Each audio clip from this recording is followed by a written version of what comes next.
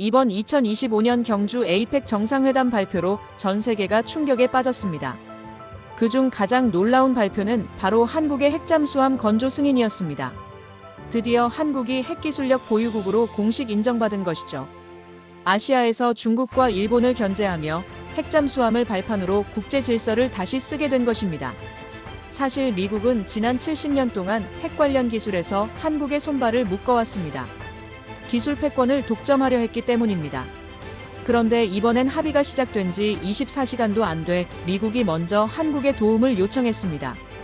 배경에는 여러 이유가 있지만 무엇보다 트럼프 대통령의 조급함이 작용했습니다. 그가 내세운 만회 카드가 바로 핵 잠수함용 소형 원자로 허가안이었죠. 트럼프는 한국이 여전히 쉽게 통제 가능한 동맹이라 믿었습니다. 하지만 누구도 몰랐습니다. 한국이 그 열쇠를 이미 6개월 전부터 쥐고 있었다는 사실을요. 그리고 그 사실은 이제 전 세계에 공표되었습니다. 충격은 걷잡을 수 없이 퍼지고 있죠. 이미 완성돼 있던 HMR-120 소형 원자로. 대한민국은 기술력이 없던 나라가 아니었습니다. 단지 최고의 거래 시점을 기다리고 있었을 뿐입니다. 이제 세계 질서는 다시 쓰여질 것입니다. 한국은 단숨에 세계 1위 핵기술 강국으로 부상하게 됩니다. 경주 APEC에서 나온 합의는 즉흥적으로 나온 것일까요? 아니면 이미 몇 수 앞을 내다본 한국이 계획한 판이었을까요? 충격 발표 뒤에 숨겨져 있던 진짜 이야기, 지금 바로 시작합니다. 영상 시작 전에 구독 버튼을 눌러주세요. 그리고 한국이 진짜 기술 강국이라 믿는다면 댓글로 이렇게 남겨주세요. 한국은 기술 강국. 여러분의 댓글이 대한민국의 새로운 불꽃을 전 세계에 밝힙니다. 그럼 이야기 바로 시작합니다. 8시간 안에 판단하라. 그 한 문장이 내 머릿속을 떠나지 않았습니다. 인천공항에 내린 순간부터 공기가 달랐어요. 습하고 무거운 바람이 얼굴을 스쳤고 저 멀리 회색빛 건물들이 빽빽하게 들어차 있었죠. 저는 리카르도 하임스, 미국 연방안보국 핵에너지 전략 수석 분석관입니다. 이번 임무는 간단했어요. 한국의 재처리 기술과 소형 원자로를 확인하고 보고서를 작성하는 것. 하지만 워싱턴 국장의 목소리는 확인이 아니라 결론을 요구하고 있었습니다. 차는 경해 원자력 연구단으로 향했어요. 창밖으로 지나가는 고층 아파트들과 공장지대를 보며 생각했죠. 이 나라가 정말 독자 기술을 완성했을까? 아니면 우리가 우려하는 대로 위험한 선을 넘은 걸까? 질문은 많았지만 답은 아직 없었습니다. 차가 멈춘 곳은 3중 보안 게이트 앞이었어요. 경비원이 신분증을 확인하고 금속 탐지기를 통과했습니다.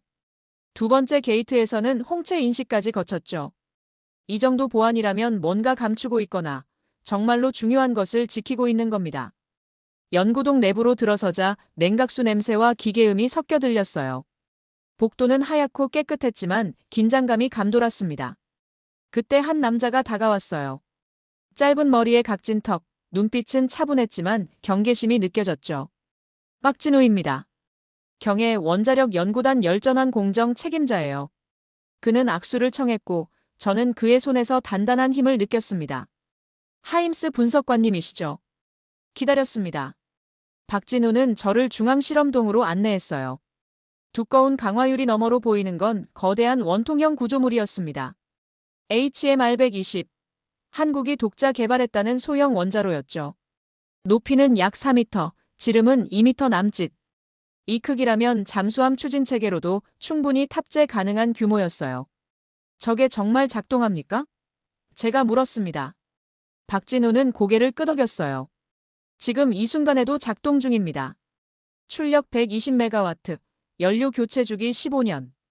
완전 밀폐형 냉각 시스템이에요. 저는 유리에 바짝부터 원자로를 응시했습니다. 표면엔 센서들이 촘촘히 박혀 있었고 냉각수 파이프가 정교하게 연결되어 있었어요. 이건 실험실 수준이 아니었죠. 실전 배치 가능한 완성형이었습니다. 데이터를 볼 수 있습니까? 제가 물었어요. 박진우는 태블릿을 건넸습니다.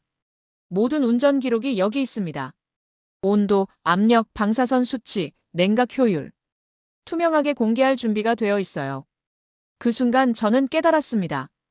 이건 숨기려는 기술이 아니었어요. 오히려 보여주려는 기술이었죠.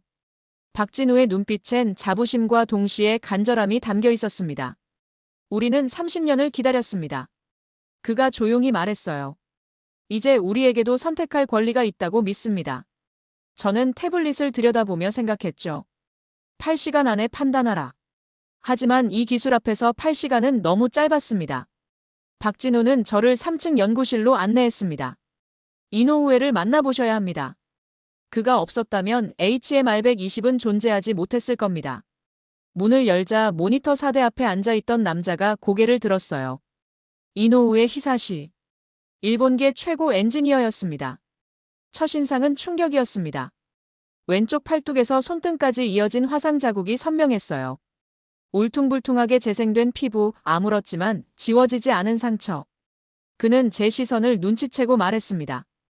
2019년 냉각수 밸브가 터졌어요. 3도 화상, 6개월 입원했죠. 복귀 후 설계를 전면 수정했습니다. 그래서 지금의 HMR120이 나왔어요. 이노우에는 의자를 돌려 저를 똑바로 봤습니다. 기술을 금지하는 명령은 기술자를 멈추게 못합니다. 목소리는 낮았지만 단단했어요. 사고가 나면 설계를 고치고 실패하면 방법을 바꾸고 금지당하면 다른 길을 찾죠. 그게 엔지니어입니다. 모니터를 가리키며 그가 설명했습니다. 열전환 효율 97.3%. 기존 경수로보다 12% 높아요. 방사선 누출 감지는 0.01mSv 이상이면 자동 차단. 체르노빌 기준의 1000분의 1입니다. 데이터가 쏟아졌어요. 온도 제어, 압력 안정성, 연료봉 강도. 모든 수치가 국제 기준을 넘어서고 있었습니다. 왜 이렇게까지 했습니까? 제가 물었습니다. 신뢰를 얻기 위해서입니다. 그의 대답이 날카로웠어요. 우리는 허락받지 못한 나라예요. 그래서 100점이 아니라 120점을 받아야 했죠. 그는 화상 자국을 쓸어내렸습니다. 이 상처는 경고가 아니라 증명이에요. 제가 이 기술을 믿는다는 증명입니다. 파일을 열며 그가 말했습니다. 3000번의 시뮬레이션, 극한 상황 500까지. 모두 통과했어요. 하임스 분석관님, 데이터는 거짓말하지 않습니다. 사람은 거짓말할 수 있지만 숫자는 정직해요. 저는 그 순간 깨달았어요. 이건 생존을 위한 투쟁이었습니다. 우리는 세계를 위협하려는 게 아닙니다. 다만 우리 스스로를 지킬 권리를 원할 뿐이에요. 저는 메모를 적었습니다. 기술의 진심. 확인됨. 다음 날 아침, 동해안 해군기지 부두에 회색 잠수함이 계류되어 있었습니다. 함교위 이도현 대위가 손을 들었죠. 올라오십시오. 20대 후반, 눈빛은 날카로웠지만 피로가 묻어 있었어요. 좁은 해치를 통과해 내부로 들어갔습니다. 이도현은 중앙구획 도면을 펼쳤어요. HMR120을 여기 장착하면 15년간 연료 교체 없이 작전 가능합니다. 수중 체류 90일 이상.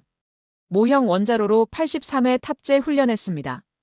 평균 14시간, 오차율 0.02%.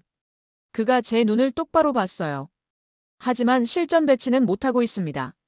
절박함이 목소리에 묻어났죠. 허락받지 못한 마지막 부품 하나 때문에 전략의 창이 닫힙니다. 기술도 있고 인력도 있고 의지도 있어요. 하지만 승인이 없습니다. 계기판 앞에서 그가 말했습니다. 우리는 매일 훈련합니다. 원자로가 없어도 절차를 반복하고 매뉴얼을 외워요. 언젠가 허락이 떨어지는 날을 위해서죠. 30년을 준비했습니다. 이제 우리를 믿어줄 때가 되지 않았습니까? 저는 느꼈습니다. 확인이 공감으로 변하는 순간을요. 이노우에의 화상, 박진우의 데이터, 이도현의 눈빛. 이들은 위협이 아니라 동료였습니다. 우리가 원하는 건 특별한 대우가 아닙니다. 그저 우리 스스로를 지킬 도구를 쓸 권리예요. 그게 동맹 아닙니까? 8시간 안에 판단하라. 하지만 판단은 이미 끝났어요. 문제는 워싱턴이 이 진실을 받아들일 것인가였습니다. 호텔 밤 10시, 저는 노트북 앞에 앉았습니다. 3일간 본 것들이 머릿속을 스쳐 지나갔어요. 워싱턴이 원하는 보고서를 쓸 것인가, 아니면 제가 본 진실을 쓸 것인가. 첫 문장에 20분이 걸렸습니다. 한국의 재처리 기술과 소형 원자로는 국제 안전 기준을 충족하며 독자적 운용 능력을 갖추고 있다. 심장이 빠르게 뛰었어요. 이 한 줄이 제 경력을 바꿀 수도 있다는 걸 알았거든요. 하지만 멈출 수 없었습니다. 데이터 분석, 안전성 검증, 현장 준비도. 모든 항목에서 한국은 기준을 넘어서고 있었어요. 3,000번의 시뮬레이션, 97.3% 효율, 83회 훈련. 숫자는 거짓말하지 않았습니다. 새벽 2시 결론을 썼습니다. 한국에 대한 단계적 자율권 부여를 권고한다. 아침 7시 보고서를 송신했습니다. 버튼을 누르는 순간 손이 떨렸어요. 돌이킬 수 없는 선을 넘은 기분이었죠. 오후 3시 전화가 울렸습니다. 워싱턴 국장. 하임스, 자네 제정신인가? 이게 우리가 원한 결론인가? 저는 침착하게 대답했어요. 현장에서 확인한 사실입니다. 모든 데이터가 첨부되어 있습니다. 국장이 한숨을 쉬었어요. 자네 입장이 어떻게 될지 생각해봤나? 그날 저녁 뉴스가 터졌습니다. 미국 분석관, 한국 핵 자율권 인정 보고서 작성. 다음 날 상황이 뒤집혔어요. 한국 사실상 핵보유국 수준 도달. 미국 내부 보고서 유출. 제 보고서가 왜곡되어 언론에 풀린 겁니다. 자율권이 핵보유국으로, 권고가 경고로 바뀌었어요. 저는 원본을 다시 확인했습니다. 완전히 다른 내용이었어요. 누군가 의도적으로 조작한 거였죠. 진실을 지키기 위한 전쟁이 시작됐습니다. 화상회의 링크가 도착한 건 오전 9시였습니다. 30분 뒤 접속하라는 짧은 메시지. 시간이 되자 6개의 얼굴이 나타났어요. 국장, 부국장, 그리고 4명의 강경파. 하임스, 자네 보고서 때문에 난리가 났네. 언론은 한국이 핵보유국이 됐다고 떠들고 있어. 저는 깊게 숨을 들이쉬었습니다. 제 보고서는 그런 내용이 아닙니다. 누군가 왜곡해서 유출했어요. 부국장이 끼어들었어요. 왜곡이든 뭐든 자네가 쓴 결론이 문제야. 한국의 자율권을, 동맹 구조를 흔드는 소리 아닌가. 저는 반박했습니다. 저는 현장 확인한 사실을 기록했을 뿐입니다. HMR-120은 안전하고 한국은 운용 능력을 갖췄어요. 강경파가 비웃었어요. 자네가 3일 본 걸로 30년 쌓인 우려를 지우겠다는 건가? 저는 되물었습니다. 숫자와 기록이 있는데 왜 아직 이르다고 말합니까? 침묵이 흘렀어요. 저는 계속했습니다. 이노우에는 화상을 입고도 멈추지 않았어요. 이도현은 83회 훈련을 반복했고 박진우는 모든 데이터를 공개했습니다. 국장이 손을 들었어요. 하임스, 감정에 휩쓸리지 말게. 자네 임무는 사실 확인이지 정치적 판단이 아니야. 저는 웃었습니다. 그렇다면 왜 제 보고서를 왜곡해 유출했습니까? 원본을 그대로 두셨어야죠. 강경파의 최고령자가 차갑게 말했습니다. 하임스, 이건 기술 문제가 아니라 권력의 좌석 배치야. 한국이 자율권을 얻으면 우리 영향력이 줄어들어. 그게 국익에 맞는가? 저는 그를 똑바로 봤어요. 동맹이란 게 뭡니까? 상대를 통제하는 겁니까? 아니면 함께 서는 겁니까? 회의실이 조용해졌습니다. 국장이 한숨을 쉬며 말했어요. 하임스, 자네 보고서는 재검토 대상이야. 추가 조사 업무에서 배제되네. 저는 대답했습니다. 알겠습니다. 하지만 제 보고서는 철회하지 않습니다. 진실은 바뀌지 않으니까요. 화면이 꺼졌습니다. 싸움은 이제 시작이었어요. 일주일 뒤 저는 직무정지 통보를 받았습니다. 샌프란시스코 APEC 정상회의에서 비공개 안보회의가 열렸어요. 한국의 재처리 기술이 논의된다는 소식. 저는 호텔방에서 생중계를 지켜봤습니다. 오후 4시 속보가 터졌어요. APEC 회의 내부 문건 유출, 미국 강경파의 조작 정황 포착. 제 보고서를 왜곡한 출처가 미국 안보국 내부로 확인됐습니다. 이메일 기록과 통신 내역까지 공개됐어요. 의도적으로 자율권을 핵보유국으로 바꿔 언론에 흘린 겁니다. 오후 5시 일본 외무성 대표가 단상에 섰습니다. 우리는 한국의 소형 원자로 기술을 독자 검증했습니다. 안전성과 투명성 모두 국제 기준을 충족합니다. 일본은 한국의 단계적 자율권 부여에 동의합니다. 저는 의자에서 일어났어요. 일본이 한국 편을 든 겁니다. 역사적 경쟁국이 기술 검증 앞에서 손을 잡았어요. 오후 7시 최종 합의문이 발표됐습니다. 한국의 재처리 기술 및 소형 원자로에 대한 단계적 자율권을 인정한다. 향후 3년간 국제 감시 하에 운용하며 투명성을 유지할 것을 조건으로 한다. 30년간 막혀있던 문이 열린 겁니다. 전화가 울렸어요. 박진우였습니다. 하임스 분석관님, 우리가 해냈습니다. 정말로 해냈어요. 저는 대답했습니다. 축하합니다. 당신들이 해낸 겁니다. 진실은 결국 이깁니다.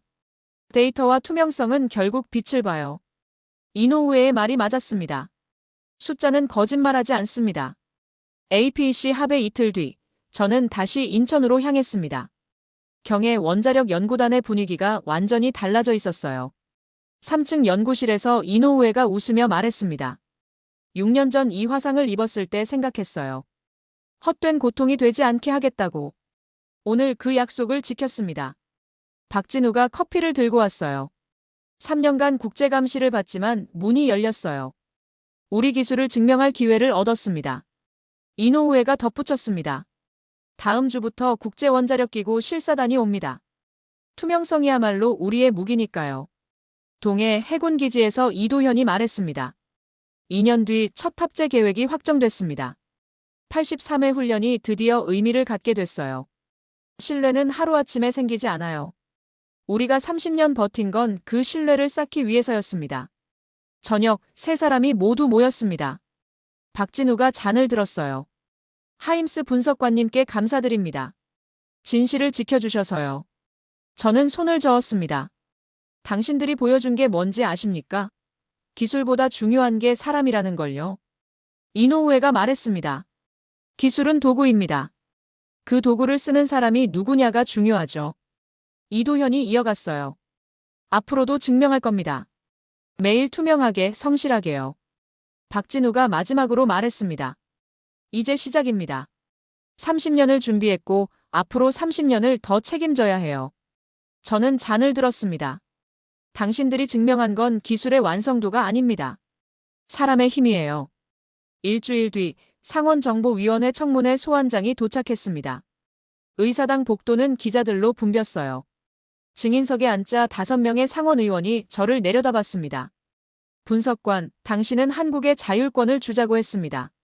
미국 국익에 반하는 판단 아닙니까? 저는 차분하게 대답했어요. 저는 데이터에 근거해 판단했습니다. 국익은 진실 위에 서야 합니다. 당신 보고서가 유출되면서 동맹의 균열이 생겼습니다. 책임감은? 저는 그를 똑바로 봤습니다. 제 보고서를 왜곡해 유출한 사람이 누굽니까? APEC에서 이미 밝혀졌죠. 안보국 강경파였습니다. 한국 기술자들과 개인적 유대를 형성했습니다. 객관성을 잃은 것 아닙니까?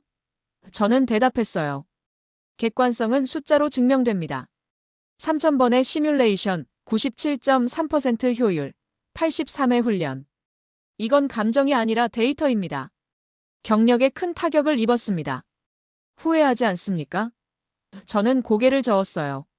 후회하지 않습니다. 진실을 쓰는 게 분석관의 임무니까요. 위원장이 마지막 질문을 던졌습니다.